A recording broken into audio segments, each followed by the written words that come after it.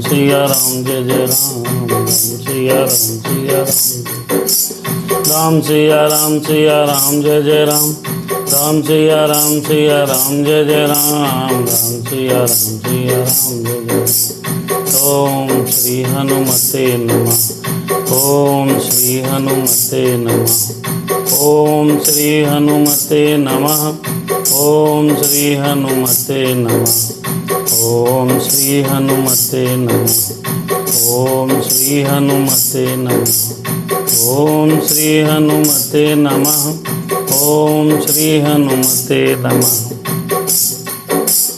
कर्पूर गौरम करुणावतारम संसार सारम भुजगेन्द्रहारम सदा वसंतम हृदयारविंदे भवम भवानी सहितं मनोजवं मारुततुल्यवेगं जितेन्द्रियं बुद्धिमतां वरिष्ठं वातात्मजं वानरयूथमुख्यं श्रीरामदूतं शरणं प्रपद्ये। श्री राम कथा के रसिक प्रभु शंभुनाथ हनुमान शंभुनाथ हनुमान आय के प्रभु आसन लेव आय के प्रभु आसन लीजो सुनहु कथा करूँगा अरे सुनहु कथा करूँगा। राम सिया राम जय जय राम राम सिया राम जय जय राम सिया राम जय जय राम राम सिया राम जय जय हनुमान। एक घड़ी आधी घड़ी आधे हूँ मैं पुनियाधे आधे हूँ मैं पुनियाधे तुलसी संगत साधु की कटहि कोटि अपराध। राम सिया राम जय जय हनुमान। कल हमने और आप सभी लोगों ने मिलकर श्री राम जी की पावन कथा राधे श्याम रामायण के माध्यम से सुनी।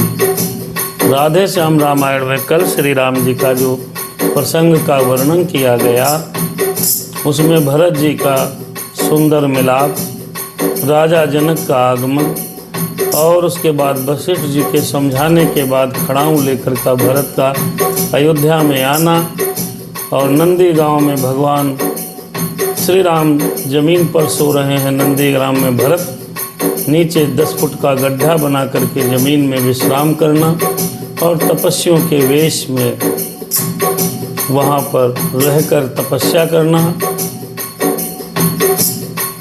इधर भगवान श्री राम चित्रकूट से आगे पंचवटी की तरफ आज के प्रसंग में बढ़ेंगे।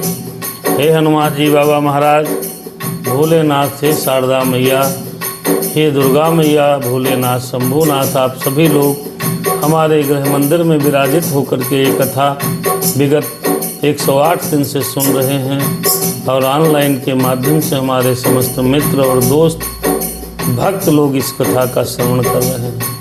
आइए आगे की कथा आपकी कृपा से सुनाते हैं।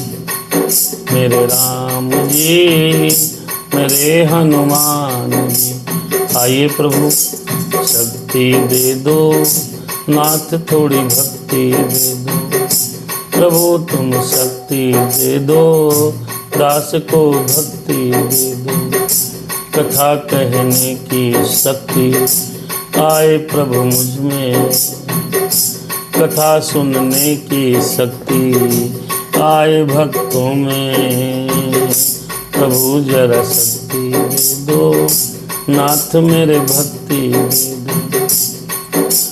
जिस दिन से आकर बसे, जिस दिन से आकर रमे राम सच्चिदानंद, चित्रकूट का बन गया मूर्तिमान आनंद। अनृत फल लगने लगे छाया वह ऋतुराज, ऋषि मुनियों की भांति ही रहते हैं रघुराज, अज रहते हैं रघुराज। नाथ मुझे भक्ति दे दो, प्रभु मुझे शक्ति दे दो। नाथ जरा भक्ति दे दो, प्रभु मुझे शक्ति दे दो। हनुमान जी महाराज की कृपा से श्री राधे श्याम रामायण में हम लोग प्रवेश कर रहे हैं।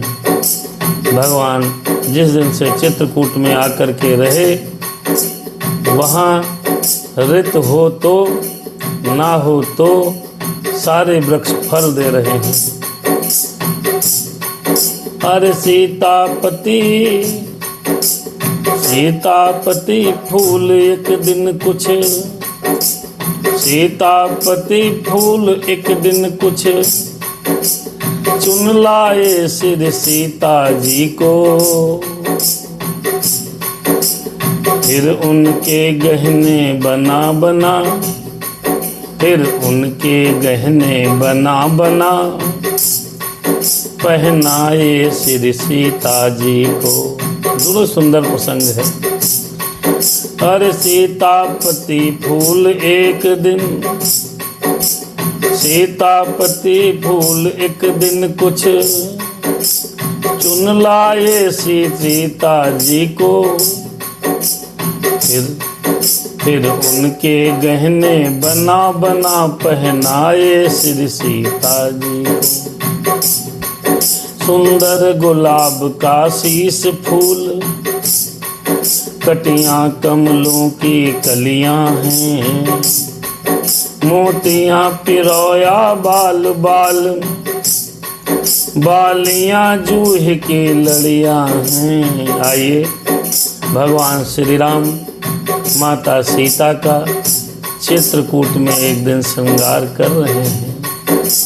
राम सिया राम सिया राम, झूमर बन झूमी झूर मुखी, झूमर बन झूमी सूर्यमुखी, झुमके झुमके नेवाड़ी के, कचनार कली नासिका फूल तो कर्ण फूल बासंती। ऐसे सजा रहे हैं भगवान श्री राम अपनी पत्नी सीता जी को सजा रहे हैं अपने हाथों से। है हार हार श्रृंगारों की, माता मनहरण माल श्री की, चंपा कलियों की चंपकली कंठी कमनीय केतकी की। राम सिया राम सिया राम। पहुँची पोई पैजंगे की, पहुँची पोई पचरंगे की, जल तरंग के जोशन साजे। अरे बेल के बाजू बंद बने तो कदम्ब के कंगन साजे। भगवान श्री राम सीता जी को चित्रकूट में अपने हाथों से सजा रहे हैं। प्यारा पचलड़ी सेवती का, सुंदर सतलड़ा कुमुदनी का, जुगनू जब बना चांदनी का तो तोड़ा हुआ मालिनी का। करधनी मालती की साजी, तो नूपुर बने मोगरे के,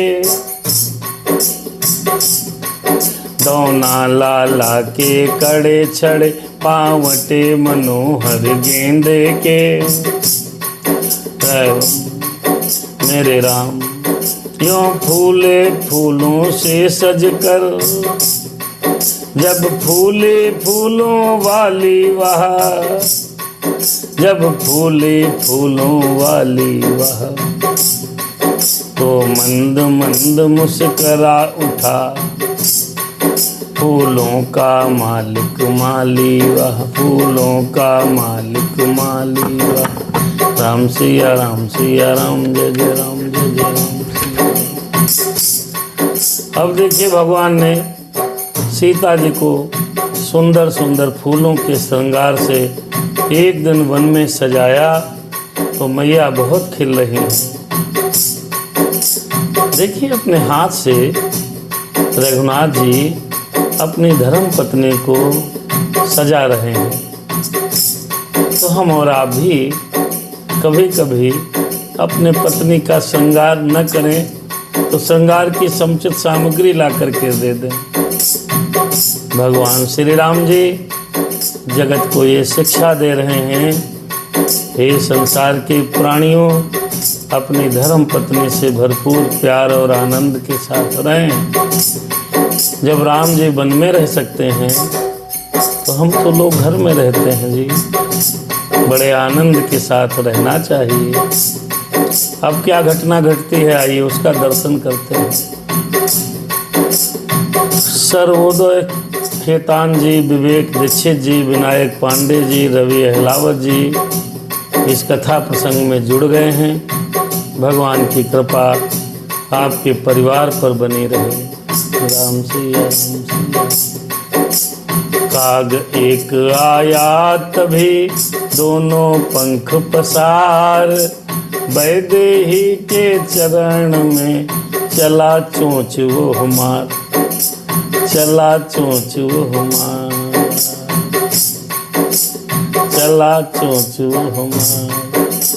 देख नीच की नीचता, कोपे कुछ भगवंत, अभिमंत्रित कर सीक का छोड़ा बाण तुरंत, अज छोड़ा बाण तुरंत। मैया बैठी हैं, भगवान ने सजाया है।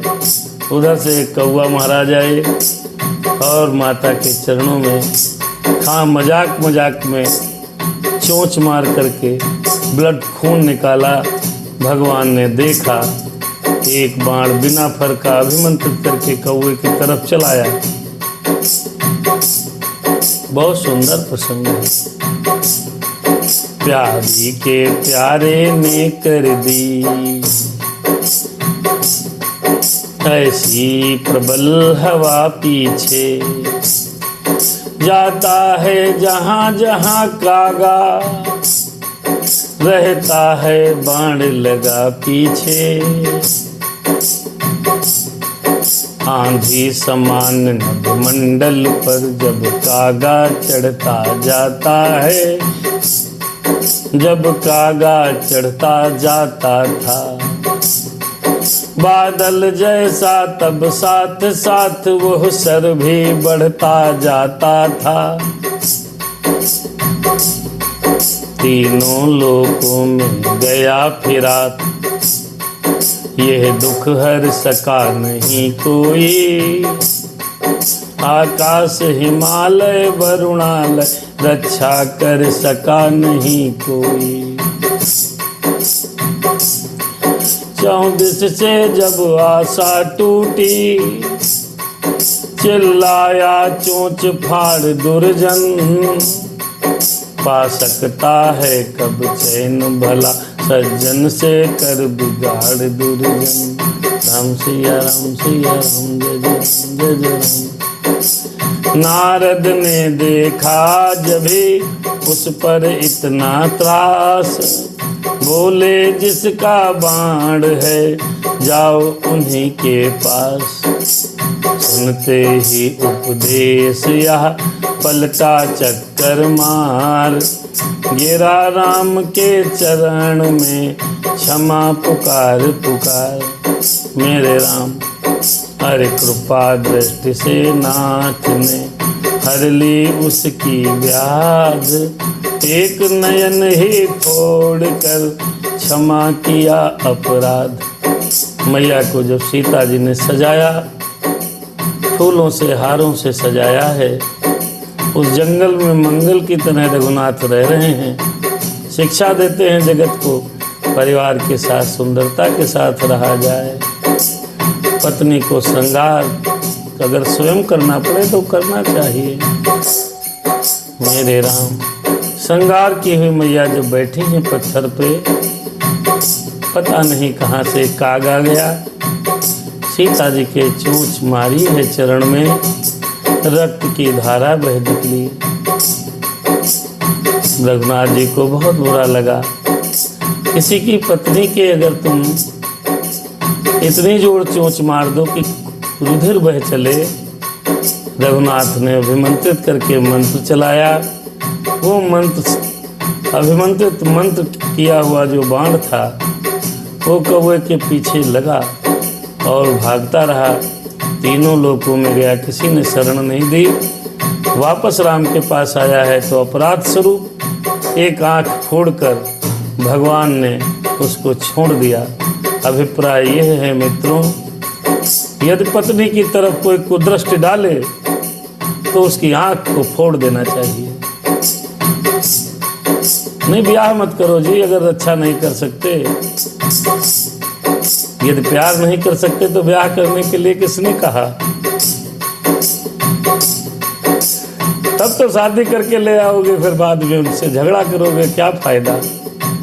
राम से शिक्षा लो और बताओ लोगों को, समाज को बताओ कि मेरे राम ने अपनी पत्नी की रक्षा में कौवे की आंख फोड़ दी और अपने हाथों से श्रृंगार किया। कोई सामग्री नहीं थी तो अपने आप स्वयं, अभी पीछे इस कथा में वर्णन किया गया, करीब करीब 30-40 प्रकार के पुष्प लेकर के आए थे और श्रृंगार किया था।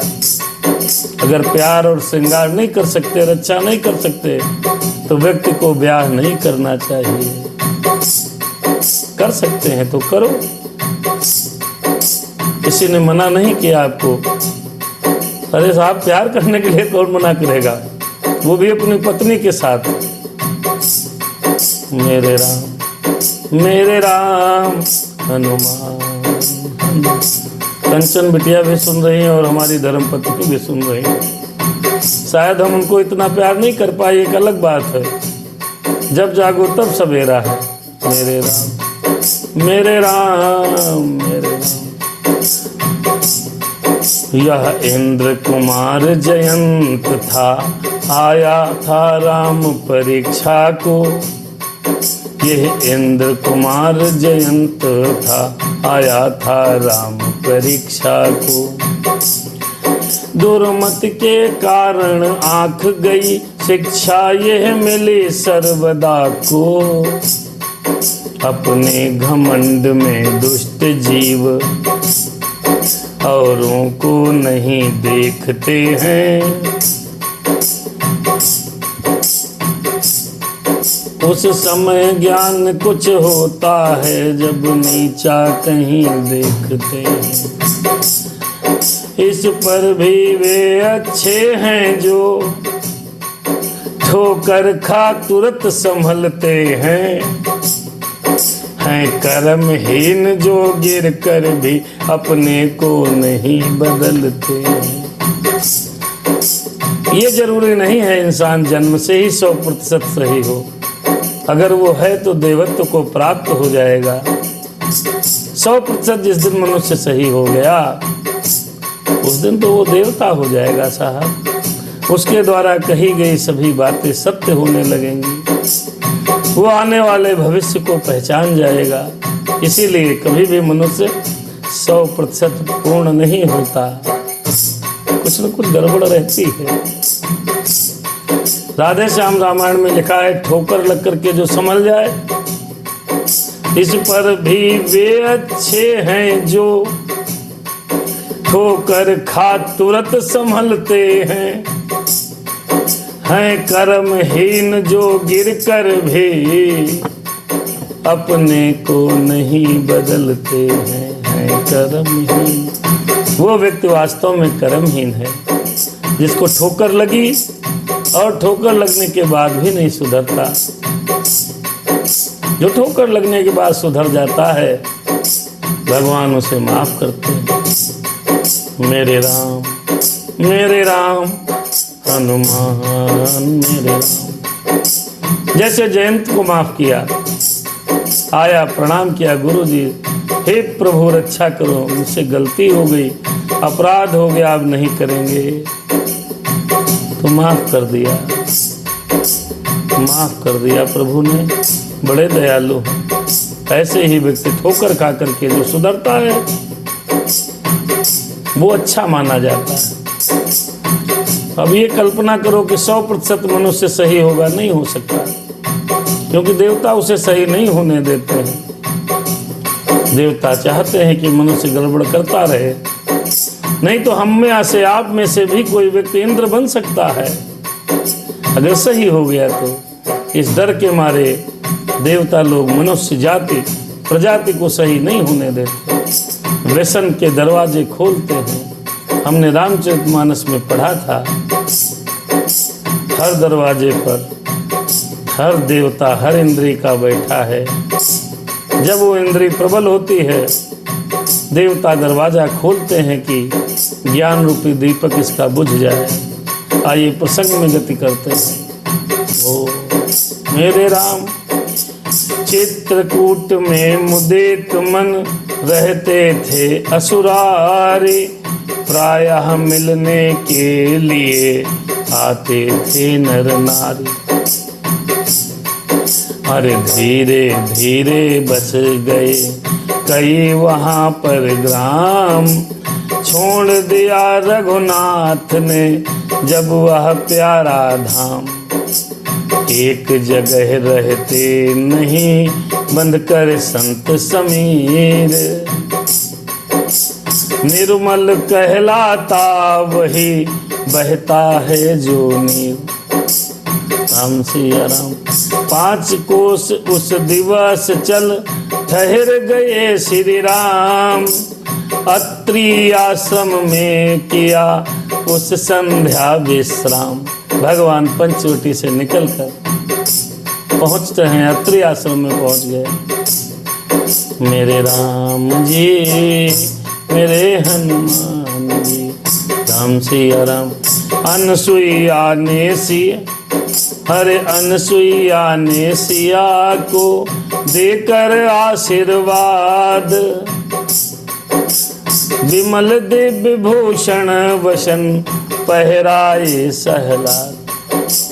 बोली सज तो गए हैं यह गहने अपनी ठौर, किंतु नारी के लिए हैं सच्चे भूषण। और बड़ा सुंदर प्रसंग है ये प्रसंग, हमारी समस्त माताओं बहनों के सुनने के योग्य है। अनुसुईया मैया ने जो सीता जी को उपदेश दिया है वो जगत की नारियों को सुनने योग्य है। हमारा रामचरितमानस जब पाठ हुआ था उसमें भी बहुत सुंदर वर्णन है। राम सिया राम। कुलभास्कर भैया जी को सादर प्रणाम और कंचन दीदी को भी सादर प्रणाम। मेरे राम मेरे राम। आइए अनुसुईया जी क्या कहती हैं, स्त्रियों के क्या भूषण हैं उनको सुनो, समझो और गुनो। अरे बोली सज तो गए हैं यह गहने, अरे बोली सज तो गए यह गहने अपनी ठौर, किंतु नारी के लिए हैं सच्चे भूषण। और राम सिया राम सिया।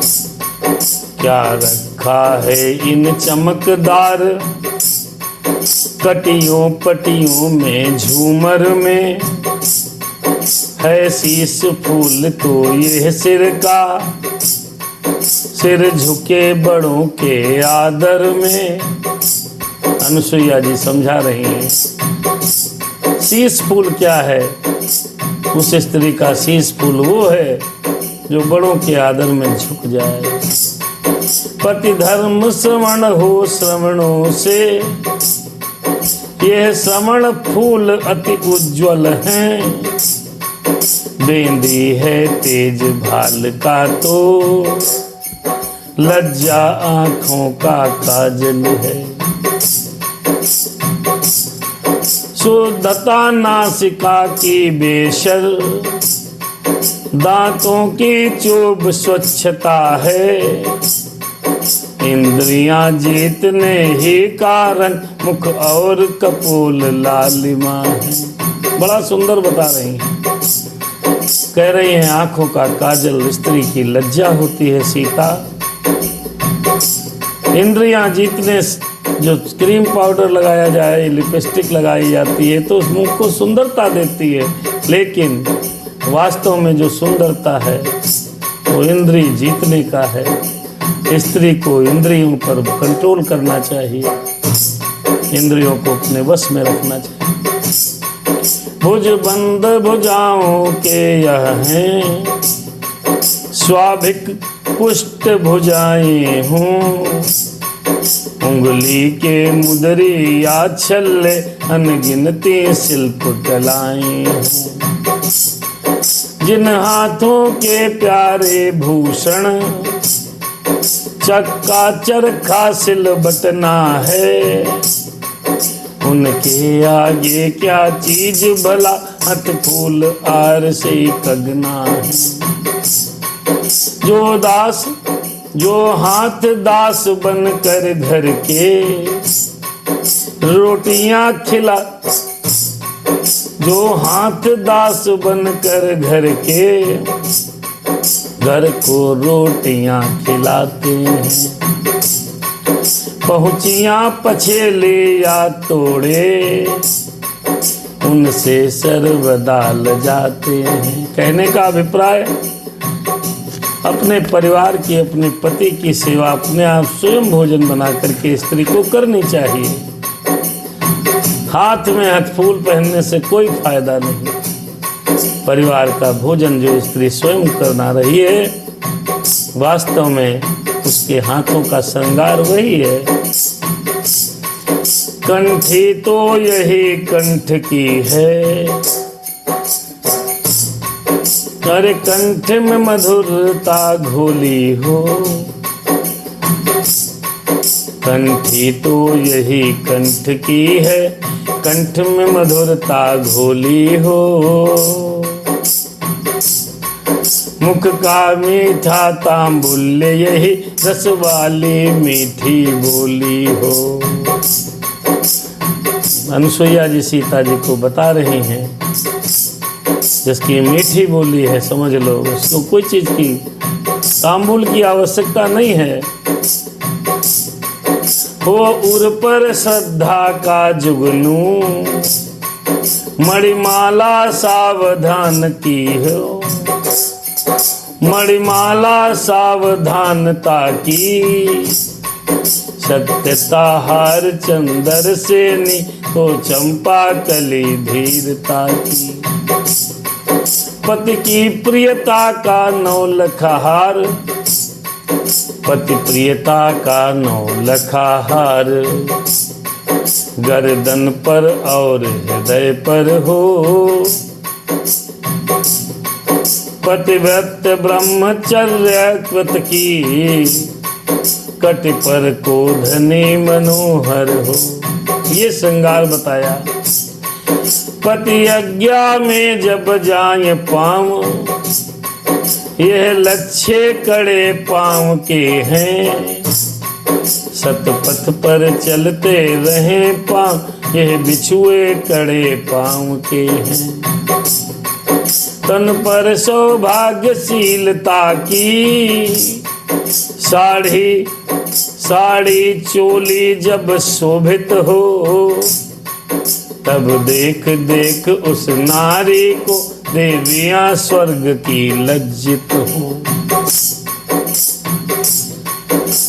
ये है नारी जाति के भूषण और श्रृंगार।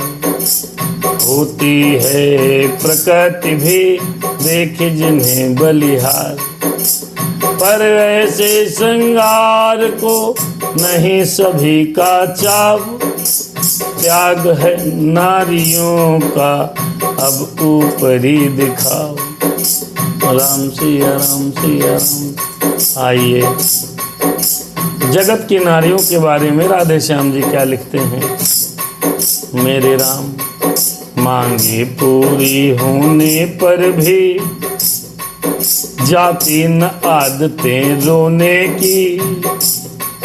बन गए हाथ के ठोस कड़े, तो तगड़ी लाओ सोने की। पति चाहे श्रम करते करते, मर जाए या बीमार रहे, पर नारी यही चाहती है ड्योढ़ी पर खड़ा सुनार रहे।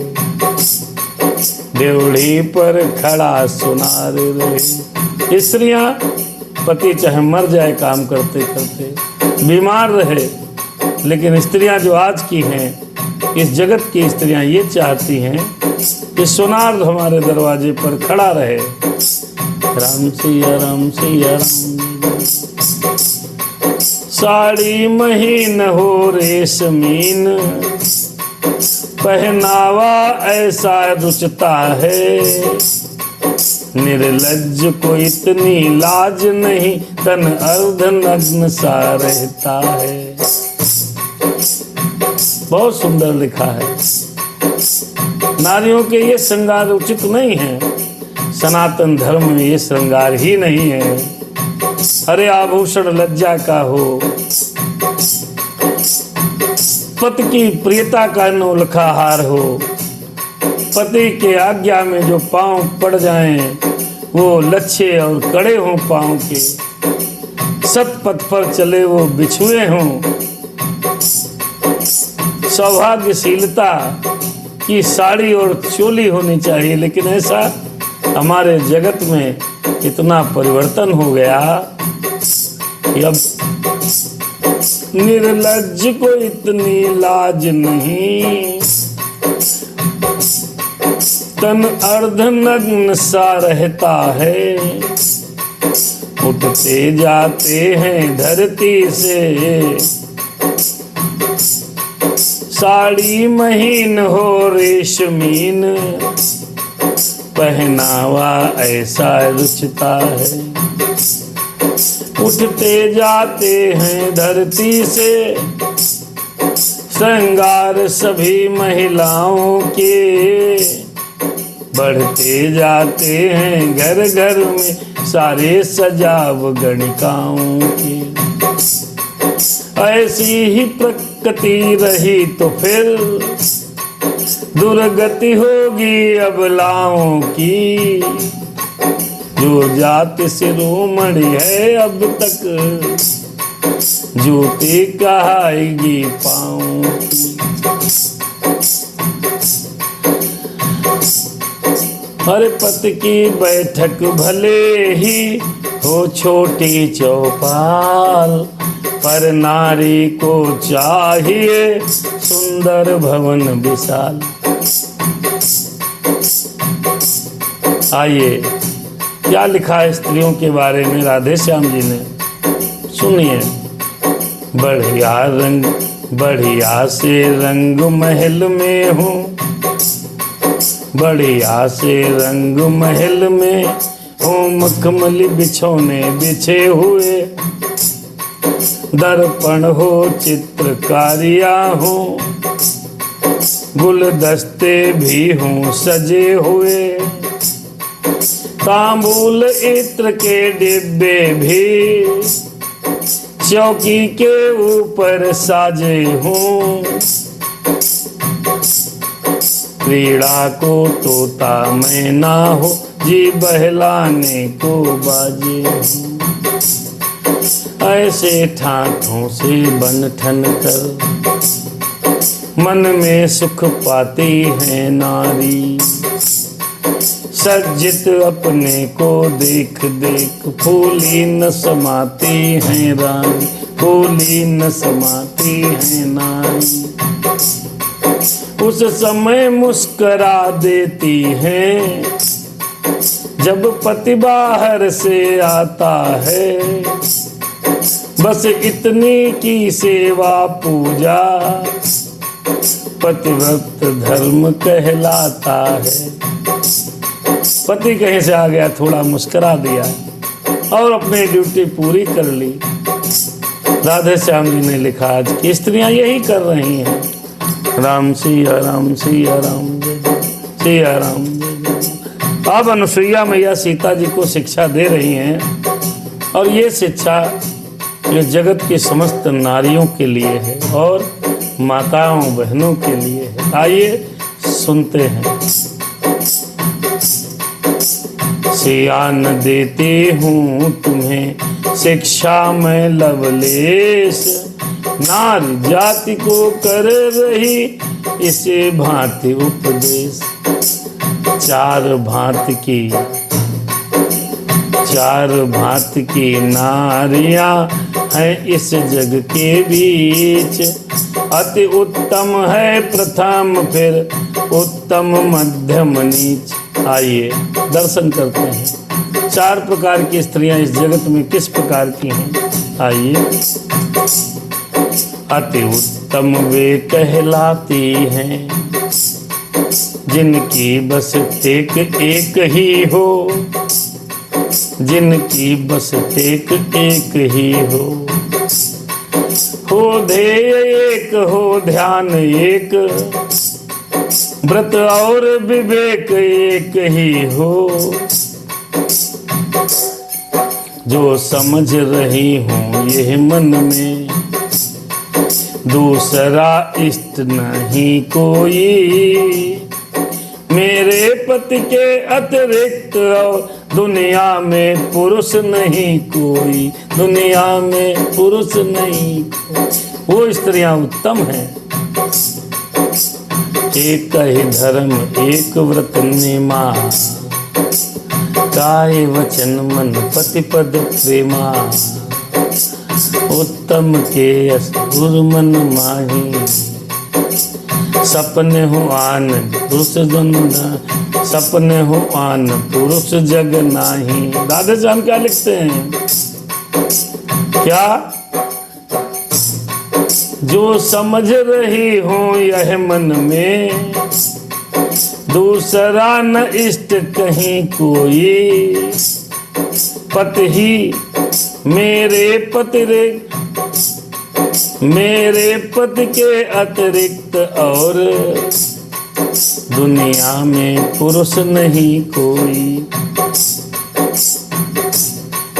पति ही व्रत है, पति ही गति है, पति ही व्रत है, पति ही गति है, पति में ही सब घर बाहर है। मैं परमेश्वर को क्या जानूं, मेरा पति ही परमेश्वर है। ये जिसकी गति है उत्तम स्त्री है। कैसा पूजन या उद्यापन, तारायण या चंद्रायण है, वैकुंठ मुझे मेरा घर है, वैकुंठ मुझे मेरा घर है, जिसमें मेरा नारायण है, जिसमें मेरा नारायण है। अति उत्तम रखती सदा ऐसे उच्च विचार, उत्तम की धारणा का कहती हूँ अतिसार। ये बहुत ही उत्तम स्त्री है। लाइए, बहुत सुंदर वर्णन किया है राधे श्याम ने। उत्तम उत्तम पति को पति जान सदा, तन मन से सेवा करती है। उत्तम पति को पति जान सदा, तन मन से सेवा करती है। पति को प्रसन्न रखने के हित सारी परिचर्चा करती है, सारी परिचर्या करती है, सारे काम ऐसे करती है। उत्तम स्त्री अपने पति को प्रसन्न करने के लिए कि उसका पति प्रसन्न रहे। उसका घर वैकुंठ है, पति ही नारायण है। कोई पूजा नहीं, कोई पाठ नहीं, कोई ध्यान नहीं, कोई उद्यापन नहीं, कोई तीर्थ नहीं, कोई स्थान नहीं, केवल पति का स्थान ही उत्तम को भाता है। आइए, पति के अतिरिक्त दूसरों को भाई की भांति जानती हैं, जेठों को पिता समझती हैं, छोटों को पुत्र मानती हैं। पति के संकट में, पति के संकट की साथिनी हो, पत्नी का धर्म निभाती हैं। पति सुखी रहे इस हेतु नित देवी देवता मनाती है। बूढ़ा अंधा पति पाकर भी, उत्तम स्त्री, बूढ़ा अंधा पति पाकर भी कर्तव्य परायण रहती हैं। पति के जीने पर जीती हैं, पति के मरने पर मरती हैं। ये है उत्तम नारी के धर्म कर्म या ज्ञान। अब मध्यम की बात भी सुनो तनिक दे ध्यान। मध्यम स्त्री, उत्तम स्त्री, मध्यम की गति सुनिए, उत्तम की आप लोगों ने सुन ली। आइए, औरों की देखा देखी जो मर्यादा पाले रहती हैं, लज्जा भय और परिस्थिति बस निज धर्म संभाले रहती हैं। चंचल मन की होने पर भी संगति के कारण नीकी है। ऐसे आचरणों की नारी जग में मध्यम श्रेणी की है। इससे नीचे नारी जो वह निकृष्ट जग बीच, जाति वर्ण कुल जन्म को कलंकित करती नीच। आइए नीच स्त्री की व्याख्या सुनिए। नारी का पतिवंचक होना दोनों ही जगत बिगड़ना है, दोनों ही जग का बिगड़ना है। इस जग में लोग हंसाई है, उस जग में घोर यातना है। इस जग में लोग हंसाई है, उस जग में नरक यातना है। व्यभिचारिणी को इस पृथ्वी पर कहता है भला नहीं कोई, पर लोकों में भी ऐसी को करता है क्षमा नहीं कोई। अतएव उचित है नारी को रखे स्वधर्म पर ध्यान बहुत है। स्वधर्म तो धन धाम बहुत, ऐश्वर्य बहुत संताप बहुत। पति की सेवा ही नहीं, पति की सेवा ही नहीं है पत्नी का कर्म। गृह जीवन में और भी है नारी के धर्म, है नारी के धर्म। सुनो भैया, नारी के और भी धर्म है, वो भी सुनिए, बहुत सुंदर है, प्रसंग बड़ा अच्छा है। आइए हम सब प्रसंग को आगे बढ़ाते हैं। मेरे राम जी मेरे हनुमान, गौरी शंकर की तरह सदा जब सास ससुर की सेवा हो। गौरी शंकर की तरह सदा जब सास ससुर की सेवा हो। तब गणनायक की भांति सफल पति प्राणेश्वर की पूजा हो। घर में जो भी हो पति, घर में जो भी हो पति भगनी, अरे घर में जो भी हो पति भगनी, देवरानी हो जेठानी हो, देवरानी हो जेठानी हो। उन सब की दासी बन जाए, तो नारी घर की रानी हो। बाहर से आया हुआ नाज घर ही में दला जाएगा जब, घर ही में सूत काट कर फिर घर ही में बुना जाएगा जब। ये उस समय की बात है जब रामायण लिखी गई थी। आज कहाँ संभव है ऐसा। आइए फिर भी घर के काम स्त्रियों को करने चाहिए। घर ही का काम और धंधा, जब व्रत हो अष्ट प्रहर उसका, तब घर वाली गृह लक्ष्मी है, वैकुंठ सदस्य है घर उसका। आठों प्रहर अपने घर की चिंता करना, परिवार की चिंता करना, घर को सजाना, घर में सारे काम करना। तो ऐसी स्त्री लक्ष्मी है, गृह लक्ष्मी, और उसका घर वैकुंठ के समान है। एक और भी मुख्य है नारी जाति का कर्म, बच्चों का पालन सदा समझे पहला धर्म।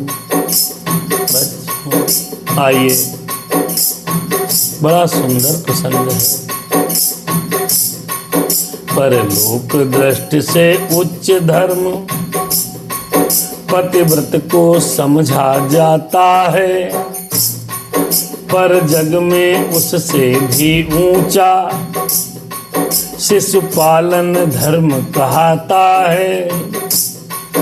कारण नारी से विश्व सदा उत्तम संतान चाहता है, संतान हेतु ही होती है पत्नी के साथ साथ वह तो माता गुणवान चाहता है।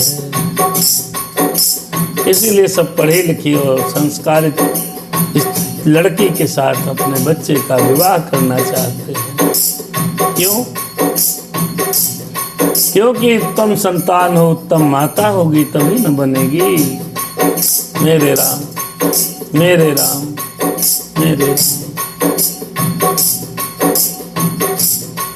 संतान हेतु ही होती है भूतल पर सृष्टि नारियों की, है प्रकृति पापिनी पड़े नहीं जो इस पर दृष्टि नारियों की। अतएव धर्म है नारी का उत्तम संतति पालन समझे, जननी का जग देने को, जननी का जग के देने को, जननी का जननीपन समझे। संतानों को पालने में स्त्रियों का बहुत योगदान है। जगत में नारी, जगत में नारी रत्न की खान, जगत में नारी हो, जगत में नारी रत्न की खान, जगत में नारी रत्न की खान, जगत में नारी, जगत में नारी हो, जगत में नारी रत्न की खान। इसी खान से प्रकट हुए हैं धुर प्रहलाद समान, जगत में नारी, जगत में नारी रत्न की खान। माताएं जिस देश में होती सच्चरित गुणवान। बहुत सुंदर प्रसंग छूट गया आप लोगों का, आप लोग नहीं आए, अच्छी बात नहीं है। माताएं जिस देश में होती, माताएं जिस देश में होती सच्चरित गुणवान, उसी देश को तो मिलता है जग में उच्च स्थान। क्यों? जगत में नारी रत्न की खान, जगत में नारी। नारी निंदा मते करो, नारी नर की खान। नारी से पैदा हुए ध्रुव प्रहलाद समान। मेरे राम मेरे राम मेरे राम मेरे राम। उसी देश को तो मिलता है जग में उच्च स्थान। जगत में नारी, जगत में नारी रत्न की खान। हो जाए यदि नारी जात को मात धर्म का ज्ञान, तब तो राधे श्याम देश का निश्चय है उत्थान। जगत में नारी, कहीं पर पुरुष का नाम नहीं है, पुरुष को नहीं इस योग्य माना गया, नारियों को इस योग्य माना गया। शास्त्र कहता है कि नारी का एक बहुत महत्वपूर्ण धर्म है कि अपनी संतानों को अच्छे से पालना परवरिश करना। अनुसुईया जी ने सीता जी को समझाया और कहा कि जगत के लिए शिक्षा है। कोई पूजा, कोई पाठ, किसी व्रत, किसी भी अनुष्ठान की आवश्यकता स्त्री को नहीं है। योग्य है वो अपने पति और अपने घर की और अपने बच्चों की और अपने सास ससुर, पति के संबंधी रिश्तेदारों की सेवा आओ भगत करे, बस यही उसके स्वर्ग की सीढ़ी है। जगत में नारी रत्न की खान। अनुसुईया जानकी में प्रेम पूर्ण सहलाद, बड़ी देर तक रहा यह शिक्षाप्रद संवाद। अत्रि रघुवर से मिले इधर प्रफुल्लित गात, कही उन्होंने भी यहाँ पुरुष धर्म की बात।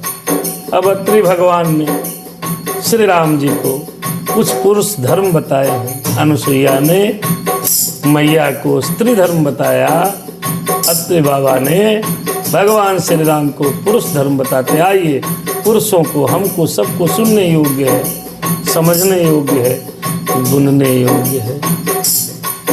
आइए पुरुषों के क्या गुण हैं सुनते हैं। हे राम तुम्हारे द्वारा कुछ जग को संदेश सुनाना है, जग को संदेश सुनाना है। कर्तव्य पतित नर मंडल को किंचित उपदेश सुनाना है। ऐसा नहीं है कि केवल और केवल नारी के लिए योग्य है, पुरुषों के लिए भी योग्य है। कर्तव्य पतित नर मंडल को किंचित उपदेश सुनाना है। नारी समाज पुरुष वृंद, नारी समाज को पुरुष वृंद अपनी संपत्ति समझते हैं, अपनी संपत्ति समझते हैं। है खेद कि अपने को ऊंचा उसको नीचा ही गिनते हैं, उनको नीचा ही गिनते हैं। ये नहीं जानते हैं वे नर कितना अनुराग नारी का है। ग्रह में समाज के जीवन में क्या विस्मृत भाग नारी का है। वो लोग, वो पुरुष ये नहीं समझते कि नारी का समाज में कितना बड़ा योगदान है। कुछ पुरुष ऐसे होते हैं जो नारी को नीचा समझते हैं, अपने को ऊंचा समझते हैं। अत्रि जी ने राम से कहा, अर्धांगिन की पदवी देकर झूठा सत्कार कर रहे हैं। सहधर्मिणी पद के पर्दे में अति अत्याचार कर रहे हैं, अति अत्याचार कर रहे हैं। अरे वाह भीषण, वह भीषण दुख भरी गाथा, यह भीषण दुख की है गाथा, बस नहीं कथन में आती है। पत्नी कहकर भी नारी की जैसी दुर्गति की जाती है, जैसी दुर्गति की जाती है। अत्र भगवान ने कहा कि जगत के पुरुष स्त्री को अपना ऊंचा, स्त्री को नीचा समझकर बड़ी दुर्गति करते हैं, नहीं करना चाहिए। आइए आगे सुनते हैं। अरे अपने को तो सर्वदा रखा पूर्ण स्वतंत्र, किंतु नारी को कर दिया नियमबद्ध परतंत्र। अज नियमबद्ध परतंत्र नहीं करना है। तुम पतिव्रता पक भक्त, क्या कहते हैं पुरुष, जो पुरुष होते हैं अपनी स्त्रियों को समझाते हैं। हमारे जैसे लोग सब स्त्रियों को यही समझाते हैं, क्या तुम पतिव्रता पतिभक्त हो, यह उन्हें सिखाया जाता है। अपने पर वही बात आती तो भेद छुपाया जाता है, तो भेद छुपाया जाता है। अपने 10 भी कर ले विवाह, फिर भी होता व्यभिचार नहीं। नारी स्वधर्म से गिर जाए तो जीने का अधिकार नहीं हो, ऐसा कहते हैं लोग। लेकिन बाहर के नाना दोषों से जीवन को कलुषित करने वालों, जीवन कलुषित करने वालों, जीवन कलुषित करने वालों, इस दुनिया के दुर्व्यसनों पर मोहित होकर मरने वालों, मोहित होकर मरने वालों। सीखो तुम नारी मंडल से सच्चा निस्वार्थ कर्म क्या है। सीखो तुम नारी मंडल से सच्चा निस्वार्थ ये कर्म क्या है। क्या प्रेम और क्या सहन शक्ति, सेवा है क्या स्वधर्म क्या है। पुरुषों को नारियों से सीखना चाहिए। सेवा क्या है, धर्म क्या है, कर्म क्या है, निस्वार्थ कर्म क्या है। राम सिया राम सिया राम, जय जय राम। आइए, एक गाना भी लिखा है राधे श्याम ने। नर ने नारी को फांस लिया पिंजरे में, नर ने नारी को फांस लिया पिंजरे में, प्यारी कह कह कर डाल दिया पिंजरे में। आज के पुरुषों की जो स्थिति है वो सुनिए। नर ने नारी को फांस लिया पिंजरे में, प्यारी कह कह कर डाल दिया पिंजरे में। जब आदि पुरुष ने यह संसार बसाया, अधिकार सबों को एक समान बनाया। पुरुषों ने यह अपना पुरुषार्थ दिखाया, अपने को ऊंचा नीच उन्हें ठहराया। किसे? नारी को। और जब आदि पुरुष ने यह संसार बनाया, भगवान ने जब ये संसार बनाया था तो सबको एक बराबर रखा था, कोई ऊपर नहीं कोई नीचे नहीं, लेकिन अधिकार सबों का एक समान बनाया। पुरुषों ने यह अपना पुरुषार्थ दिखाया, अपने को ऊंचा नीच उन्हें ठहराया। नारियों को भोली चिड़िया को बंद किया पिंजरे में, भोली चिड़िया को बंद किया पिंजरे में, प्यारी कह कह कर डाल दिया पिंजरे में। ऐसे नहीं करना चाहिए, स्त्रियों को प्यारी प्यारी कह के उनको पिंजरे में बंद कर दिया। राम सिया राम सिया राम। जब गर्भ काल का छूटा बंदी खाना,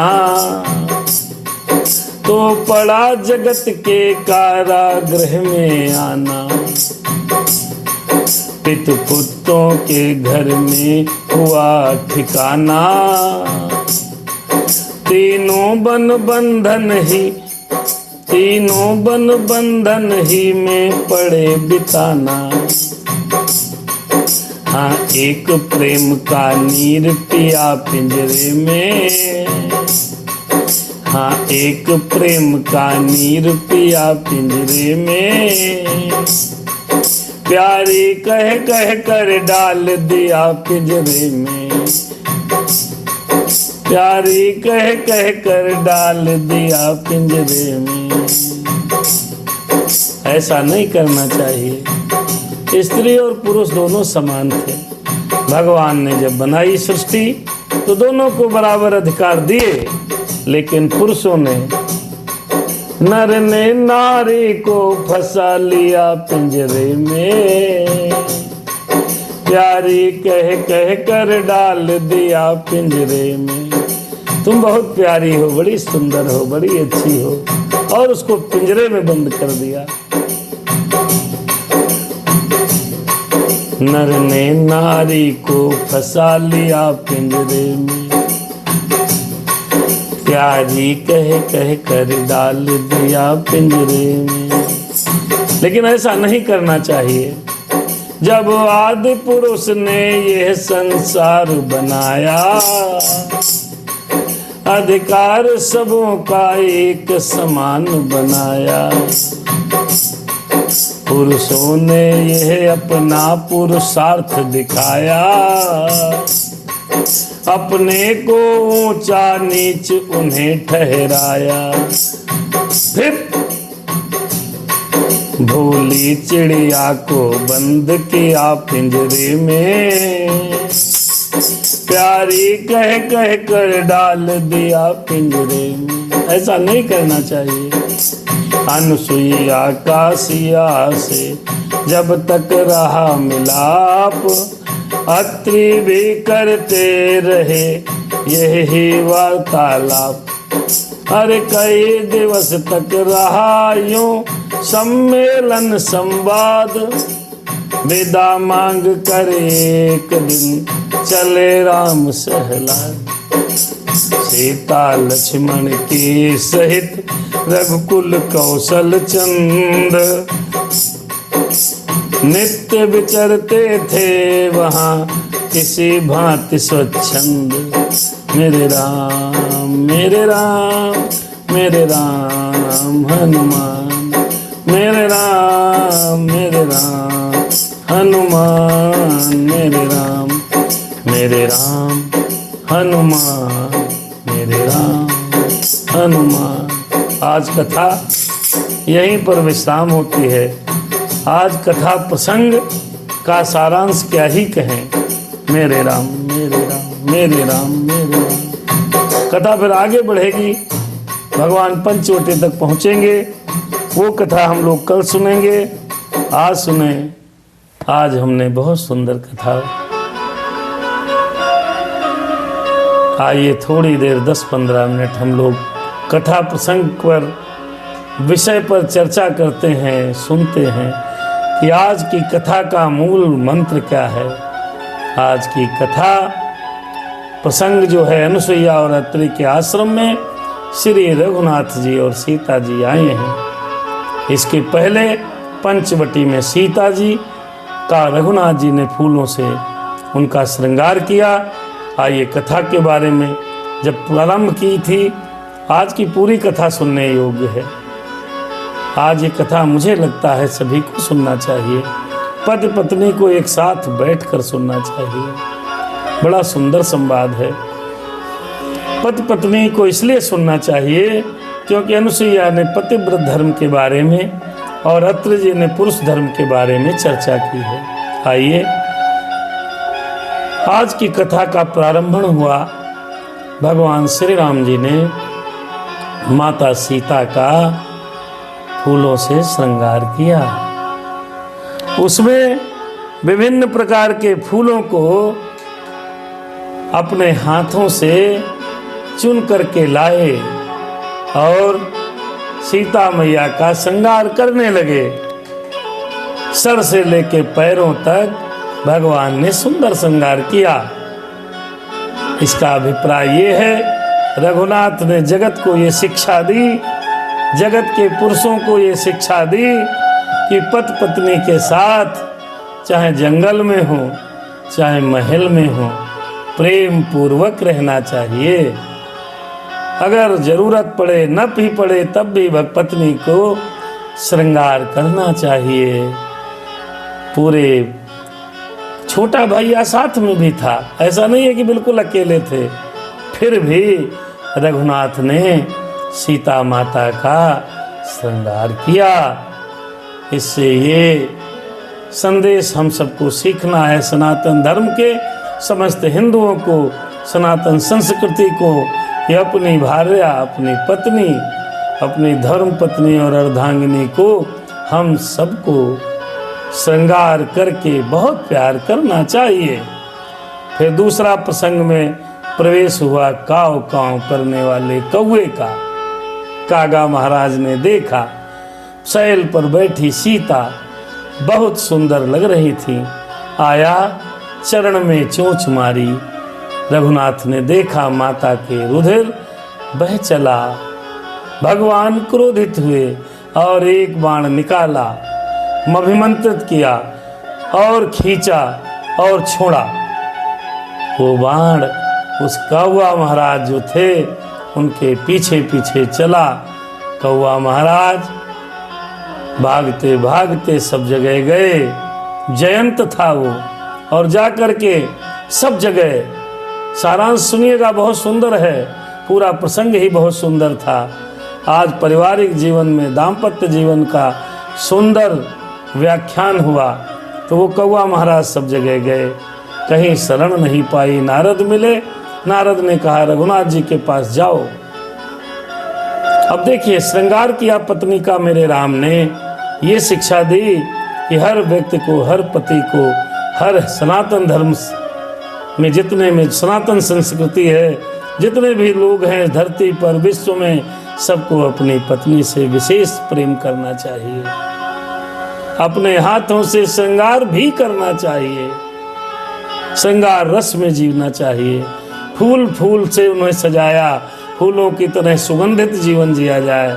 फिर कौवे ने जब चरण में चोंच मारी, मैया के रक्तधारा बही। रघुनाथ को क्रोध आया, बाण को चलाया। इसका मतलब ये कि अगर हमारी पत्नी पर कोई विपदा आ जाए, कोई कुदृष्टि डाले, तत्काल ही उसको सजा देना चाहिए, तत्काल, विलंब नहीं। क्योंकि हमको पत्नी की रक्षा करने का पहला धर्म है सभी पुरुषों का। फिर भगवान के पास कौवा आया, विनती करने लगा, छोड़ दीजिए मेरे राम, मुझसे गलती हो गई। जब याचना की, प्रार्थना की, तो भगवान ने उसे वंचित किया, लेकिन एक आंख फोड़ दी। एक आंख इसलिए फोड़ी कि पत्नी के ऊपर कुदृष्टि डाली। क्यों? पति को योग्य है, अगर पत्नी को कोई बुरा भला कहे, अपमान करे, कष्ट दे, तो उसकी आंख फोड़ देनी चाहिए। ये हम नहीं कह रहे, शास्त्र कहता है। राधे श्याम रामायण में भगवान ने खुद मर्यादित चरित्र किया है। अगर कोई दुखी करे, परेशानी हो, तो उसका बदला तुरंत लेना चाहिए, वहां संयम नहीं दिखाना चाहिए। आगे प्रसंग बढ़ता है, आज का प्रसंग सबको सुनना चाहिए। आज की कथा बड़ी सुंदर है। भगवान पहुंचे हैं अत्रि के आश्रम में। अत्रि ने बहुत सेवा सत्कार किया। सीता मैया को अनुसुईया ने बहुत बढ़िया वस्त्र दिए जो कभी मलिन गंदे नहीं होंगे। ऐसे दिव्य वस्त्रों को दे करके, आभूषणों को दे करके माता को नारी धर्म की शिक्षा दी। बहुत सुंदर बात है। पूरी कथा सुनेंगे तभी समझ आएगा, लेकिन सारांश सुनते हैं। नारी धर्म की शिक्षा देते हुए माता ने कहा, हे मैया, हे सीते, तुम तो बहुत सत्यवती पतिव्रता स्त्री हो, ये शिक्षा मेरी जगत के लिए है। उन्होंने कहा कि उन्होंने बताया कि उत्तम, मध्यम और नीच तीन प्रकार की स्त्रियां होती हैं। उन्होंने समझाया उत्तम स्त्री कौन है सीता।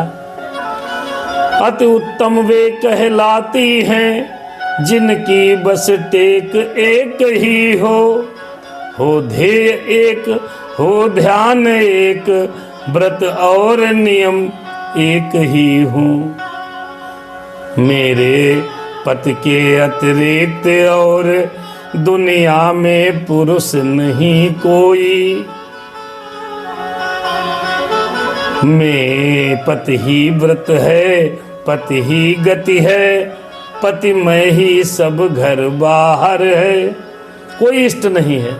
राधे श्याम में लिखा है कि जो स्त्रियां अपने पति को ही सब समझती हैं, तो इस संसार में दूसरा पुरुष है ही नहीं। आन पुरुष जग देखे नाई, उत्तम के और मन बस माही। कुछ रामायण चरितमानस में भी लिखा है, राधे श्याम में भी लिखा है, मैं परमेश्वर को क्या जानूं, मेरा पति ही परमेश्वर है। और कैसा पूजन या उद्यापन, तारायण या चंद्रायण है। पति ही व्रत है, पति ही गति है, पति मैं ही सब घर बाहर है। ये लिखा है राधे श्याम में। पूरी कथा आज की सुनिएगा, बड़ी सुंदर है। और उन्होंने कहा वो उत्तम स्त्री किसी भी पुरुष को जगत में समझती नहीं, सदा तन मन से अपने पति की सेवा करती है। पति प्रसन्न रहे ऐसी ही पूरे दिन परिचर्या करती है, कार्य करती है। पति के अतिरिक्त दूसरों को भाई की भांति जानती है। ये अति उत्तम और उत्तम स्त्री। जो दूसरे दर्जे की, दोयम दर्जे की स्त्री होती हैं, वो जगत में जो भी मिलता है, जो अपने बराबर है उसको भाई समझती हैं, अपने से बड़ों को पिता समझती हैं, छोटे पुरुषों को पुत्र समझती हैं, पति के संकट की साथनी होती हैं, पति का धर्म निभाती हैं, पति सुखी रहे इसी हेतु देवी देवताओं की पूजा करती हैं। ये दो दूसरे दर्जे की पत्नी स्त्रियां हैं। और जो थोड़ी सी और इससे नीचे क्लास की स्त्रियां हैं, वो क्या करती हैं, औरों की देखा देखी में जो मर्यादा पाले रहती, लज्जा भय और परिस्थिति बस निज धर्म संभाले रहती है। ऐसी स्त्रियों को दोयम दर्जे की स्त्री कहा गया। चंचल होने के कारण भी अपने मन को जबरदस्ती बांध के रखा जाए, ऐसी स्त्रियों को। और जो निकृष्ट नारियां हैं, सबसे नीच नारी है जो पति के वंचक होकर के पराये पुरुष के साथ रति करती हैं, ऐसे स्त्रियों को नीच बताया मैया ने। कहा वो व्यभिचारिणी अपना जीवन खराब करती हैं, दूसरे लोक में जा कर के वहाँ पर भी बड़ी यातनाएं पाती हैं। इस प्रकार नारी धर्म की शिक्षा देते हुए अनुसुईया जी आगे समझाती हैं कि स्त्रियों को गौरी और शंकर की तरह अपने सास ससुर की सेवा करनी चाहिए। अपने भगवान गणेश की तरह अपने पति देवता को समझना चाहिए। घर में जितने भी रिश्ते नातेदार हैं उनसे विनम्रता से बात करनी चाहिए। और अगर ऐसी स्त्री है तो वो गृह लक्ष्मी है, उसका घर वैकुंठ है। ये बताया राधे श्याम में आज के प्रसंग में। उसके बाद जो अत्रि महाराज हैं उन्होंने पुरुष धर्म के बारे में बताया कि ऐसा नहीं कि सब धर्म स्त्रियों के ही हैं, पुरुषों के भी धर्म हैं। सुनाया उन्होंने कि पत्नी को कभी नीचा नहीं दिखाना चाहिए, पत्नी का अपमान कभी नहीं करना चाहिए, पत्नी को अपने पुरुषार्थ के दम पर कभी दबाना नहीं चाहिए, अर्धांगिनी की पदवी देकर के उसको समान बराबर के हिस्सेदारी न दे करके पाप न किया जाए। परगामी पर स्त्रीगामी नहीं होना चाहिए, बहु विवाह नहीं करने चाहिए, पति को पत्नी को बहका कर छलावे में रखकर कोई प्रकार का अधर्म नहीं करना चाहिए।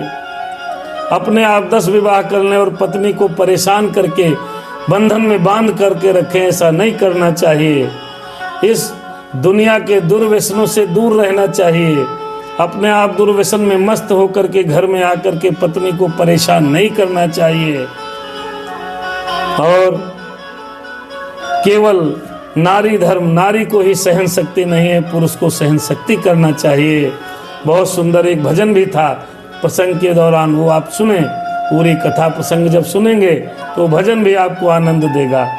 अनुसुईया ने बहुत प्रकार से सीता जी को नारी धर्म और अत्रि ने बहुत प्रकार से पुरुष धर्म के बारे में चर्चा की।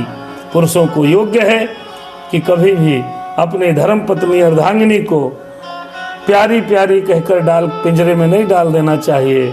भगवान ने जब नारी और पुरुष बनाए थे तो दोनों को समान अधिकार दिए थे, किसी को कम अधिकार नहीं दिया गया था।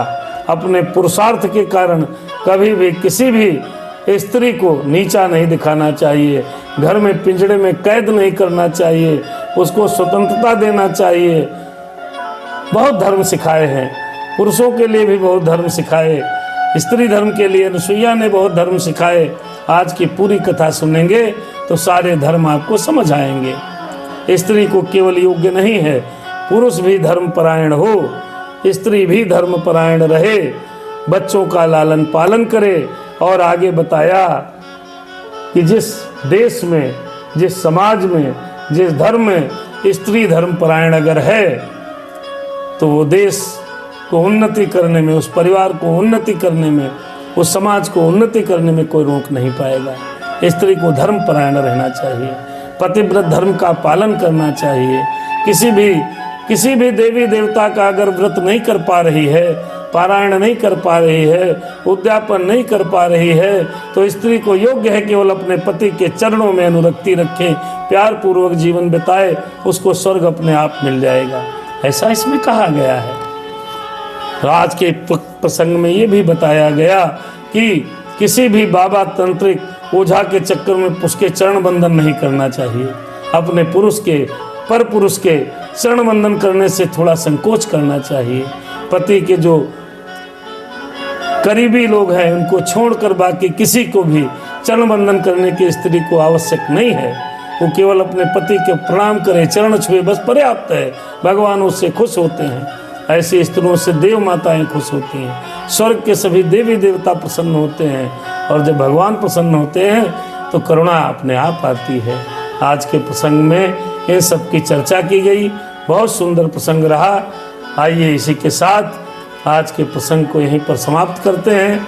कल भगवान आगे पंचवटी में आगे बढ़ेंगे, और आगे बढ़ने के बाद भगवान कल जो रावण ने ऋषि मुनियों को मार मार कर हड्डियों का ढेर लगाया उसका दर्शन करेंगे, वहीं पर प्रतिज्ञा लेंगे।